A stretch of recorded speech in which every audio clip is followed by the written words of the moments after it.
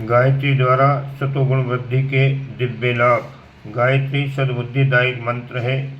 वह साधक के मन को, अंतःकरण को, मस्तिष्क को, विचारों को सन्मार्ग की ओर प्रेरित करता है। सत तत्व की वृद्धि करना उसका प्रधान कार्य है। साधक जब इस महामंत्र के अर्थ पर विचार करता है तो वो समझ जाता है कि संसार की सर्वोपरि समृद्धि और जीवन की सबसे बड़ी सफलता सद्बुद्धि को प्राप्त करना है। ये मान्यता सुदृढ़ होने पर उसकी इच्छा शक्ति इसी तत्व को प्राप्त करने के लिए लालायित होती है। यह आकांक्षा मनोलोक में एक प्रकार का चुंबकत्व उत्पन्न करती है। उस चुंबक की आकर्षण शक्ति से निखिल आकाश के ईथर तत्व में भ्रमण करने वाली सतोगुणी विचारधाराएं, भावनाएं और प्रेरणाएं खींच कर उस स्थान पर जमा होने लगती हैं। विचारों की चुंबक शक्ति का विज्ञान सर्वविदित है। एक जाति के विचार अपने सजातीय विचारों को आकाश से खींचते हैं।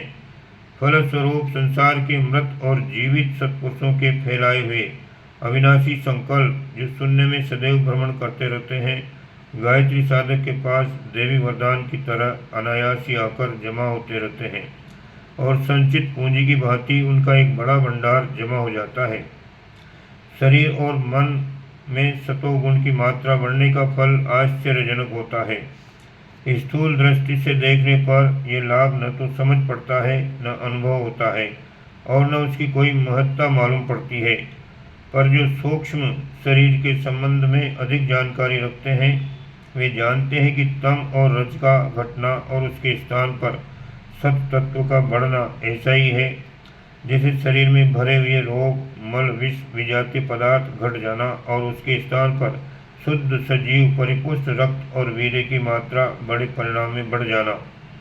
ऐसा परिवर्तन चाहे किसी को खुली आंखों से दिखाई न दे, पर उसका स्वास्थ्य की उन्नति पर जो चमत्कारी प्रभाव पड़ेगा उसमें कोई संदेह नहीं किया जा सकता।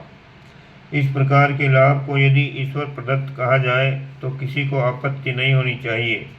शरीर का कायाकल्प करना एक वैज्ञानिक कार्य है, उसके कारण सुनिश्चित लाभ होगा ही। यह लाभ देवी है या मानवी, इस पर जो मतभेद हो सकता है उसका कोई महत्व नहीं है। गायत्री द्वारा सतोगुण बढ़ता है और निम्न कोटि के तत्वों का निवारण हो जाता है।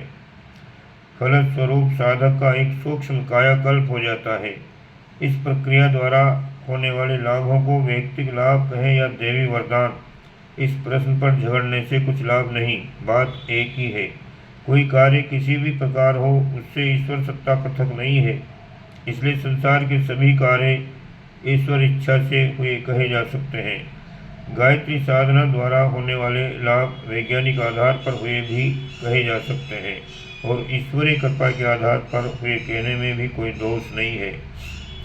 शरीर में सत तत्व की अभिवृद्धि होने से शरीर क्रिया की गतिविधि में काफ़ी हेरफेर हो जाता है। इंद्रियों के भोगों में भटकने की गति मंद हो जाती है। चतुरेपन, तरह तरह के स्वादों के पदार्थ खाने के लिए मन ललचाते रहना, बार बार खाने की इच्छा होना, अधिक मात्रा में खा जाना, बक्से अबक्से का विचार न रहना, सात्विक पदार्थों में अरुचि और चटपटे मीठे गरिष्ठ पदार्थों में रुचि जैसी बुरी आदत धीरे धीरे कम होने लगती है। हल्के सुपाच्य सरल सात्विक भोजन से उसे तृप्ति मिलती है और राजसी तामसी खानों से घृणा हो जाती है। इसी प्रकार काम इंद्रिय की उत्तेजना सतोगुणी विचारों के कारण संयमित हो जाती है। मन को मार्ग में व्यभिचार वासना में कम दौड़ता है। ब्रह्मचर्य के प्रति श्रद्धा बढ़ती है। फलस्वरूप वीर्य रक्षा का मार्ग प्रशस्त हो जाता है। काम इंद्रिय और स्वाद इंद्रिय दो ही इंद्रियां प्रधान है। इनका संयम होना स्वास्थ्य रक्षा और शरीर वृद्धि का प्रधान हेतु है। इसके साथ साथ परिश्रम, स्नान, निद्रा, सोना जागना, सफाई, सादगी और अन्य दिनचर्याएं भी सतोगुणी हो जाती हैं, जिनके कारण आरोग्य और दीर्घ जीवन की जड़ें मजबूत हो जाती हैं। मानसिक क्षेत्र में सद्गुणों की वृद्धि के कारण काम, क्रोध, लोभ, मोह, मद मत्सर, स्वार्थ, आलस्य, व्यसन, व्यभिचार, छल, झूठ, पाखंड, चिंता, भय, शोक, शरीर के दोष कम होने लगते हैं। इनकी कमी से संयम, नियम, त्याग, समता, निरंकारिता, सादगी, निष्कपटता, सत्यनिष्ठा, निर्भयता, निश्चिंतता, निरालस्यता, शौर्य, विवेक, साहस, धैर्य, दया, प्रेम, सेवा, उदारता, कर्तव्य परायणता, आस्तिकता, शरीर के सद्गुण बढ़ने लगते हैं। इस मानसिक कायाकल्प का परिणाम यह होता है कि दैनिक जीवन में प्राय नित्य ही आते रहने वाले अनेकों दुखों का सहज ही समाधान हो जाता है। इंद्रिय संयम और संयत दिनचर्या के कारण शारीरिक रोगों का बहुत बड़ा निराकरण हो जाता है। विवेक जागृत होते ही अज्ञान जन्य चिंता, शोक, भय, आशंका, ममता, हानि आदि के दुखों से छुटकारा मिल जाता है। ईश्वर विश्वास के कारण मति स्थिर रहती है और भावी जीवन के बारे में निश्चिंतता बनी रहती है। धर्म प्रवृत्ति के कारण पाप, अन्याय, अनाचार नहीं बन पड़ते। फलस्वरूप राजदंड, समाजदंड, आत्मदंड और ईश्वर दंड की चोटों से पीड़ित नहीं होना पड़ता। सेवा, नम्रता, उदारता, दान, ईमानदारी, लोकहित आदि गुणों के कारण दूसरों को लाभ पहुंचाता है। हानि की आशंका नहीं रहती। इससे प्राय सभी लोग उसके कृतज्ञ, प्रशंसक, सहायक और भक्त एवं रक्षक हो जाते हैं। पारस्परिक सद्भावनाओं के परिवर्तन से आत्मा को तृप्त करने वाले प्रेम और संतोष नामक रस दिन दिन अधिक मात्रा में उपलब्ध होकर जीवन को आनंदमय बनाते चलते हैं। इस प्रकार शारीरिक और मानसिक क्षेत्रों में सत्य तत्व की वृद्धि होने से दोनों और आनंद का स्रोत उमड़ता है और गायत्री का साधक उसमें निमग्न रहकर आत्म संतोष का, परमानंद का रसास्वादन करता रहता है। आत्मा ईश्वर का अंश होने से उन सब शक्तियों को बीज रूप में छिपाए रहती है जो ईश्वर में होती हैं। वे शक्तियाँ सुप्त अवस्था में रहती हैं और मानसिक तापों के, विषय विकारों के, दोष दुर्गुणों के ढेर में से दबी हुई अज्ञान रूप से पीड़ित रहती हैं।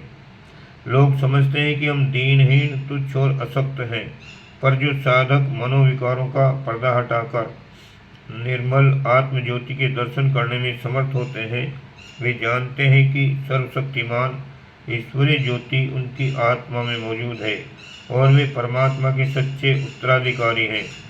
अग्नि के ऊपर से राख हटा दी जाए तो फिर दहकता हुआ अंगार प्रकट हो जाता है। वह अंगार छोटा होते हुए भी भयंकर अग्निकांडों की संभावना से युक्त होता है। ये पर्दा हटते ही तुच्छ मनुष्य महान आत्मा यानी महात्मा बन जाता है, क्योंकि आत्मा में अनेकों ज्ञान, विज्ञान, साधारण, असाधारण, अद्भुत, आश्चर्यजनक शक्ति के भंडार छिपे पड़े हैं। वे खुल जाते हैं और वह सिद्ध योगी के रूप में दिखाई पड़ता है। सिद्धियां प्राप्त करने के लिए बाहर से कुछ लाना नहीं पड़ता, किसी देव दानव की कृपा की जरूरत नहीं पड़ती, केवल अंतःकरण पर पड़े हुए आवरणों को हटाना पड़ता है। गायत्री की शतोगुणी साधना का सूर्य तामसिक अंधकार के पर्दे को हटा देता है और आत्मा का सहज ईश्वरीय रूप प्रकट हो जाता है। आत्मा का यह निर्मल रूप सभी रिद्धियों सिद्धियों से परिपूर्ण होता है।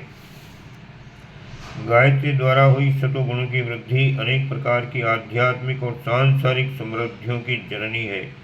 शरीर और मन की शुद्धि सांसारिक जीवन को अनेक दृष्टियों से सुख शांतिमय बनाती है। आत्मा में विवेक और आत्मबल की मात्रा बढ़ जाने से अनेक ऐसी कठिनाइयाँ जो दूसरों को पर्वत के समान मालूम पड़ती हैं, उस आत्मवान व्यक्ति के लिए तिनके के समान हल्की हो जाती हैं। उसका कोई काम रुका नहीं रहता। ये तो उसकी इच्छा के अनुसार परिस्थिति बदल जाती है या वह परिस्थिति के अनुसार अपनी इच्छाओं को बदल लेता है।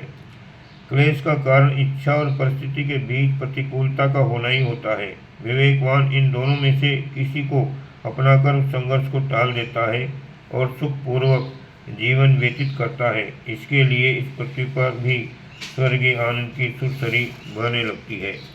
वास्तव में सुख और आनंद का आधार किसी बाहरी साधन सामग्री पर नहीं, किंतु मनुष्य की मनस्क स्थिति पर रहता है। मन की साधना से जो मनुष्य एक समय राजसी भोजनों और रेशमी गद्दे तकियों में से संतुष्ट नहीं होता, वह किसी संत के उपदेश से त्याग और संन्यास व्रत ग्रहण कर लेने पर जंगल की भूमि को ही सबसे उत्तम शैया और वन के कंदमूल फलों को सर्वोत्तम आहार समझने लगता है। ये सब अंतर मनोभाव और विचारधारा के बदल जाने से पैदा हो जाता है। गायत्री बुद्धि की अधिष्ठात्री देवी है। और उनमें हम सद्बुद्धि की याचना किया करते हैं। अतएव यदि गायत्री की उपासना के परिणाम स्वरूप हमारे विचारों का स्तर ऊंचा उठ जाए और मानव जीवन की वास्तविकता को समझकर अपनी वर्तमान स्थिति में ही आनंद का अनुभव करने लगें, तो इससे कुछ भी असंभव नहीं है।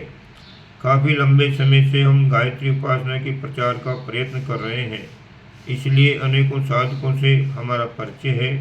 हजारों व्यक्तियों ने इस दिशा में हमसे पथ प्रदर्शन और प्रोत्साहन पाया है।